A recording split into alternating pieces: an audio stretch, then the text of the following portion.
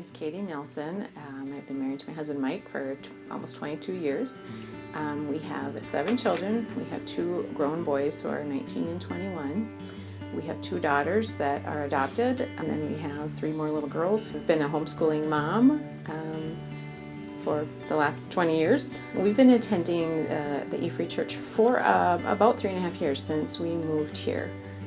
We felt very welcome when we walked in and saw the Marianos, and they have also a blended family, and so we just felt very comfortable and welcome. I was raised both Mike and I grew up here in Grand Rapids. My family was always very involved in politics and service in the community. Very much a part of my upbringing is serving and reaching out. I became a Christian about 5 years into our marriage, and I realized that there was nothing I could do to change my husband, and that I just said, God, if you're real, you fixed him because I can't, and he fixed me.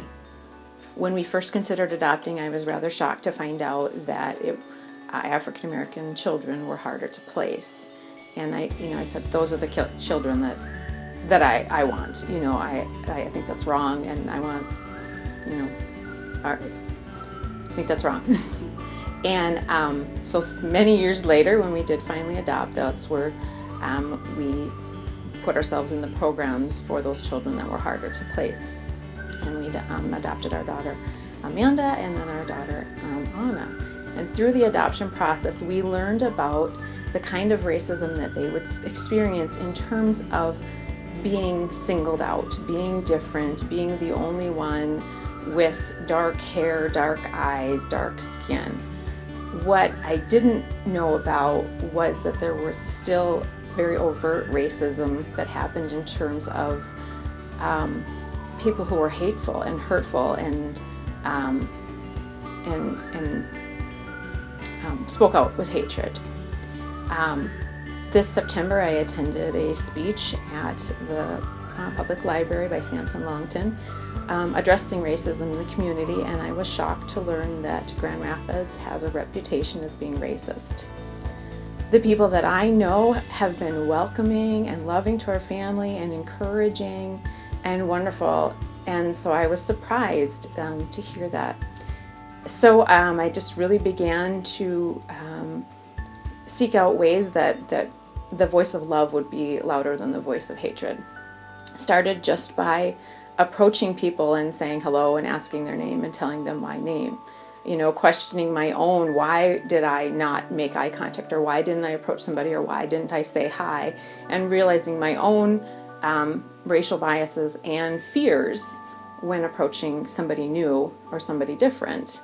And so just started that way, and started approaching people at the college, knowing that there was a large population. Most of the football team, all of the basketball team, are minorities. Started just by going out to the college one day with a stack of gift cards and tracking, stopping kids in the hall and telling them we wanted to make sure that they felt welcome there. I would love to have somebody who is more organized than I am help organize volunteers. I'm looking for families who would like to start becoming educated, understanding what they're going through, preparing their hearts to then reach out and have an opportunity. We want to get some kind of structure in place where there's families in the community that would sign up as host families, like a foreign exchange student. Recognize that these kids are coming to a foreign culture, and educating people about where they come from and understanding so that they can be understanding and compassionate is a key part of that. If every church had just a small group of families who were willing to reach out, who really have a heart for the college student, who have college students themselves, who understand, rough backgrounds. That's ultimately my vision, is that, every church in this community to have an opportunity to reach out to this some kind of forgotten group of people that people maybe don't realize are struggling. We have our homeless shelters, and we have some of these different programs to help people, but don't always think of college students, because we sort of expect that they should have it all together and they're at college, so they should,